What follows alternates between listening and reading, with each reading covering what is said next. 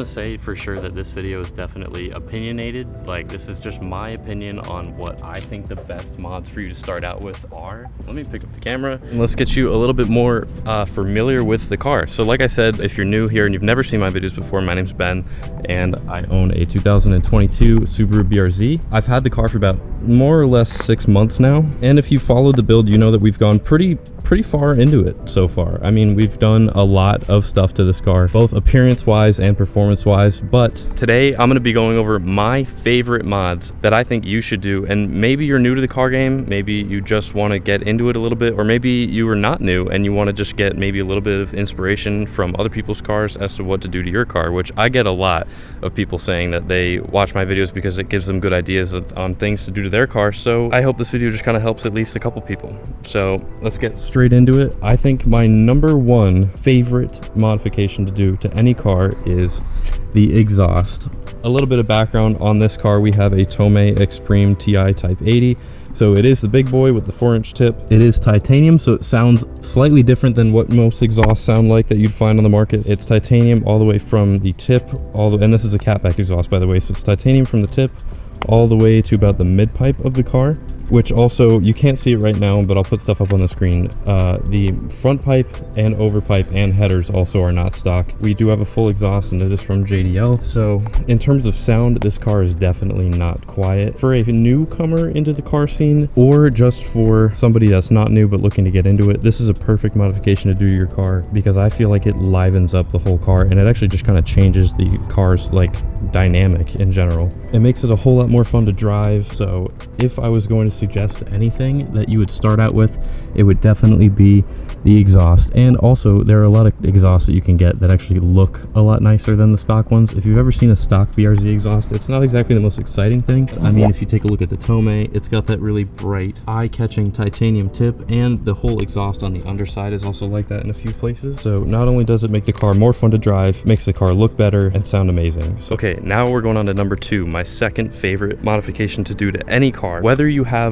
stock wheels or not, it makes it look a million times better, and that is suspension. So right now we are running the BC Racing BR series coilovers from BC Racing. So when we had the car, it came stock with 17s on it, and right now we have 18s with a 35 sidewall instead of a 45, so it's a lot smaller. But the gap in between here, you could probably fit like 3 fingers in between the top of the tire and the gap in between the fender without any suspension modifications. But now with the new wheels and the suspension modifications, I really can't even fit a finger in between there, which some people might say that the 1 finger gap is a little bit too much in terms of how low to go with the car, and I would say for daily driving, yeah, it might be a little bit, but I will also say that I don't rub, for the record. In terms of number 2 modification, that is why I chose suspension, because it is an absolute game changer. It completely changes the look of the car. As you can see, the fitment is completely different, the ride height is completely different, the camber is different, everything is adjustable, which is an ability that you can obtain through a nice set of coilovers, and it is just worth every penny. Now, there are cheaper options to lowering your car, like lowering springs, but I really wouldn't suggest getting lowering springs. I would suggest getting full coilover replacement system, because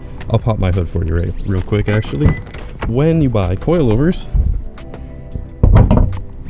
you get full adjustment of camber in the front and dampening adjustment. So that little knob right there allows you to adjust how firm the ride quality is on them, which is why I love coilovers. I've had lowering springs in the past, and this is my first set of coilovers I've ever done on a car, and I can confidently say that I'm never ever gonna go back to lowering springs ever. I'm just gonna say, spend that little bit of extra money and get a set of coilovers. There are cheaper sets than this. I don't know how much these retail for off the top of my head, but luckily BC Racing was nice enough to help me out with the cost on them, so I really appreciate that. I'm gonna ballpark it. I believe a set of coilovers, this exact set of coilovers, might run you $1,300, but I'm not sure. But there are plenty of cheaper options out there. I'm not going to say that it's a great idea to go cheaper always, but if you really want the adjustment and you don't go crazy on your car and it's really just for looks, then I'd say you probably would be okay with a cheaper set of coilovers. But these, I believe, run about $1,300, but I don't know for sure.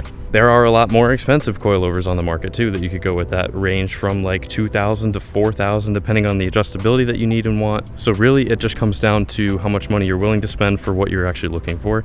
But like I said, number 2 mod for any car would be suspension for sure. My third most favorite modification to do to any car, for very obvious reasons, is, can you guess it? I'm pointing at it. Yep, wheels. Just like an exhaust, just like suspension, wheels absolutely transform the look of any car that they're on. And if you get some really nice ones, you can customize them in so many ways. You can really make your car your own with all the modifications that you do to it, this is kind of the point of this whole video, is to help you get an idea of what you want to do, what you can do, and how to make your car your own. With my car, what I have on it right now, I can't remember the exact model of them, but these are ESR wheels, and they are a 2-piece forged wheel. You've got the inner face right there, and then you have the outer barrel, and attached with extra hardware that you see. All those little black dots are nuts and bolts. Those are little hardware pieces that hold the 2 pieces together. And we just had a street light turn on, so the lighting just went to trash. But like any modifications, there are expensive wheels, there are cheap wheels. What should you go for? What should you avoid? Honestly, I've had both. This is probably the most expensive set of wheels that I've ever had, and yet again, thank you to ESR. They helped me on the price with these a lot, so thank you. And like I said about expense, these are a forged wheel, so you're gonna get your cast wheels and you're gonna get your forged wheels. And honestly, I don't think you need forged wheels for any street car. But like I said about the car community, modifying your car is about making it your own. So no matter what you have, always do what you want, number 1. And number 2, just keep an idea of what you want to spend price-wise and about how far you want to take your build. So on this car, I wanted something that would go really nice because the car is white and the wheels are black and all the other accent pieces on the car are black. So I wanted something that would really pop, which is why we went with the polished lip and the black face on the white and black car, and it just looks absolutely phenomenal. And also, you can't leave this out either, because without them, you literally can't drive your car. Tires. Really good tires do make a difference, and I would highly recommend getting a tire that fits your driving style, because some people drive more aggressive, other people just want a little less road noise and the ability to drive in the rain without spinning out. Because on some of the really high performance summer tires, they're basically slicks, and if you do drive in the rain, you do run the risk of, like, I don't know, basically what I'm saying is get a tire that fits your driving style and also the weather around you. Like if you are up in the Northeast, like I am a Connecticut boy, I grew up in Connecticut my whole life. I live out in Arizona right now, but if I was living in Connecticut, actually I still might even pick the tires that I have on here. They are Continental. Okay, you can't really see that. They're Continental Extreme Contact DWSs, so this is like a very ultra high performance all season. But if you're living somewhere like in the Northeast and it snows, you're not going to want to run like your Toyo R888Rs or whatever up there when it's snowing, or else you're literally going to slide off the road at every turn. But if you live out here where it's always hot and dry and it doesn't rain that much, you could definitely get away with something like a Toyo R888R. Like that would be okay for out here. They're very noisy and very expensive, but like I said, pick a tire that fits like where you are and your driving ability. I've never been that hard of a driver on any car that I've had, so I went with just a very good tire that will last me a long time in terms of tread wear, and that still gives me a decent bit of performance. Okay, so what did we go over? We went over exhaust, suspension, wheels, tires. What am I leaving out? Ah, yep, interior mods.